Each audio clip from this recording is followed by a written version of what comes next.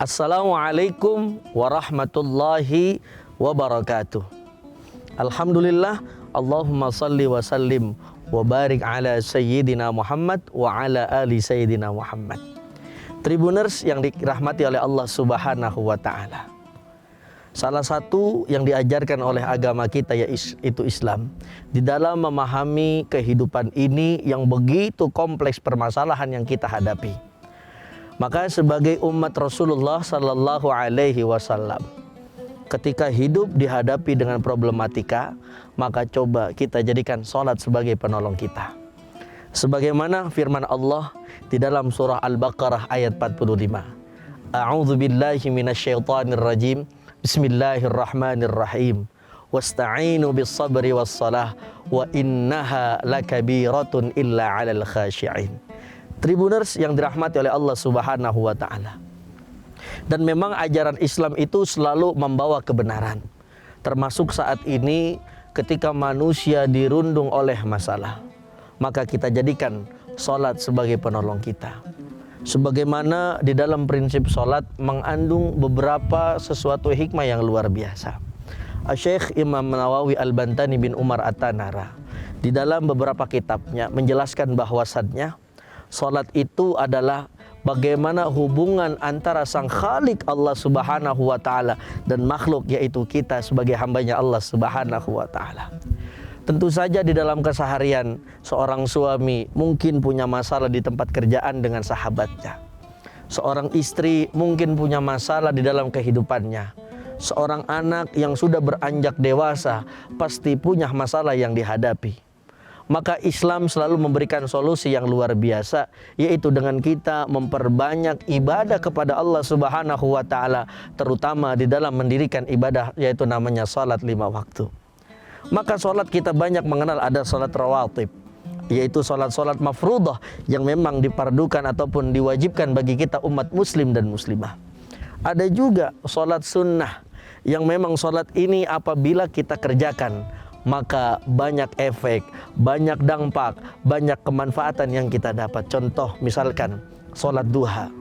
Maka tidak salah pula Rasulullah Sallallahu Alaihi Wasallam beserta para ulama-ulama salafun saleh memberikan solusi kepada setiap umatnya ketika dirundung masalah. Coba setelah menjalankan sholat 5 waktu ditambah dengan sholat sunnah. Salah satunya mungkin kita berdiri pagi hari, boleh dimulai dari 6:30 sampai nanti jam 10 kita sholat duha. Berapa rakaat? Ya silakan dengan kemampuan masing-masing. Ada yang 2, ada yang 4, ada yang 6. Bahkan misalkan saking banyak masalahnya bisa sampai 12. Kadang-kadang lupa bahwa setiap pagi hanya diisi dengan sholat duha. Lihat bagaimana di doanya sholat duha cakep sekali. Allahumma inna duha'a duha'uka wal baha'a baha'uka wal jamala jamaluka wal quwwata quwwatuka sampai akhir. Dan di ujungnya ada doa Allahumma in kana rizquna fis sama'i fa anzilhu wa in kana fil ardi fa akhridhu wa in kana ba'idan fa qarribhu wa in kana qalilan fa katsirhu. Ini kutipan sedikit daripada doa salat duha. Dalam artian ketika kita dirundung masalah, kita jadikan Allah sebagai penolong lewat jalur sholat kita. Dan memang itu yang diajarkan oleh Islam. Makanya Islam itu mengajarkan kepada kita keindahan.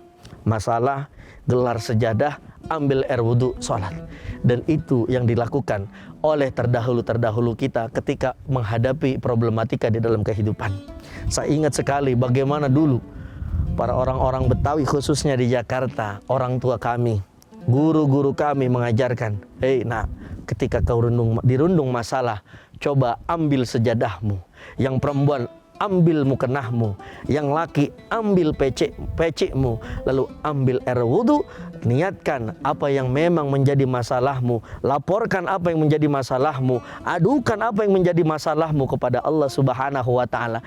Yakinlah Allah akan memberikan solusinya dan Allah akan memberikan daripada setiap jawabannya. Sebagaimana firman-Nya di dalam surah Al-Baqarah ayat 186.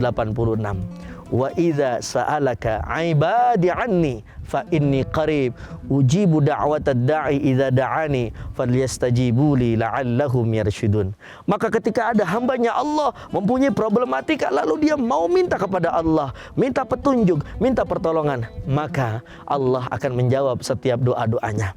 Termasuk di dalam salat kita jadikan terus salat sebagai penolong kita.